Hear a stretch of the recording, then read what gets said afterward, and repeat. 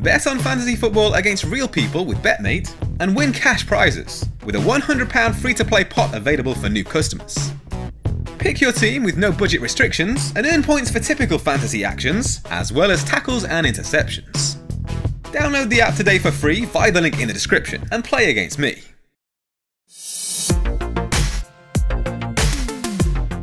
A score of 92 points in Gameweek 9 has seen a rise up to 107k.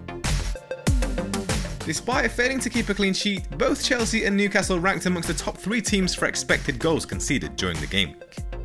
It was particularly frustrating to see Nick Pope lose his in the 88th minute, 5 minutes after Eddie Howe had chosen to replace 3 of his starting defenders. Thankfully, Kieran Trippier was one of those subbed off before Fulham scored their late consolation goal. James Madison turned a red arrow into a green with his 18-point haul on Monday night. Both of his goals came from outside the box in typical Madison fashion, a deflected strike and an inch-perfect free kick. He also created 2 big chances during the match. Erling Haaland earned his biggest score of the season, having played a hand in 5 of the 6 goals Man City scored in their 6-3 derby win. No player took more than his 6 shots during the game week, all of which came from inside the box.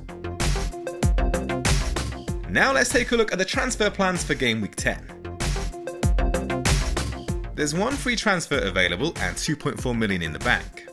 The reason I've kept that money there is to give me the option to bring back Aleksander Mitrovic and Salah as we head towards Game Week 12.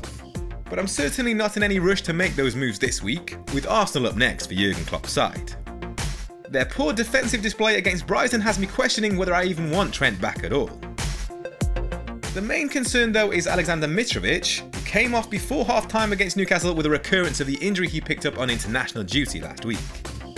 As of yet, there hasn't been any definitive update on the Serb, but I'm not overly keen on any of the options to replace him. Toney and Callum Wilson are the 2 obvious names, but they could price me out of future moves if I do end up bringing the Liverpool duo back in. If we get news that it's a long-term problem for Mitrovic, I would reluctantly bring one of those 2 in. But I'm hoping that's not the case, so that I can hold on to him, even if it means fielding either Andreas Pereira or Nico Williams this week.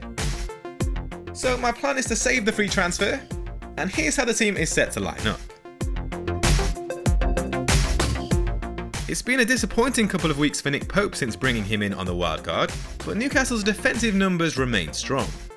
Just 3 teams have shipped fewer goals in their last 4 matches, Aston Villa, Bournemouth and Everton, while only Wolves have allowed fewer than their 3 big chances conceded. Brentford, however, have fashioned 13 big chances in the same period, with only Man City and Brighton faring better. The defence remains unchanged, with favourable matchups for Reece James and João Cancelo. Southampton have scored just 3 goals in their last 4 matches, and only Wolves have managed fewer in that time, with 1. Cancelo has fired a total of 6 shots in open play this season, trailing only Alexander Arnold and Nico Williams amongst defenders. No defender has completed as many passes in the final third, while only Walker Peters has taken more touches in the opposition penalty box. Wilfried Zaha faces a Leeds side that have conceded a league-high tally of 16 big chances over each team's respective last 4 matches. They've shipped 7 goals in that time, with only Fulham, Leicester and Nottingham Forest conceding more. Gabriel Martinelli has recorded 2 attacking returns in his last 4 matches, averaging 4.8 points per game. He faces a Liverpool side that have conceded a total of 17 big chances this season, with just 5 teams faring worse. Only Man City have produced a higher expected goals figure than Arsenal during home matches this season. James Madison has amassed 28 FPL points in his last 4 matches, with only Foden and Trossard earning more amongst midfielders.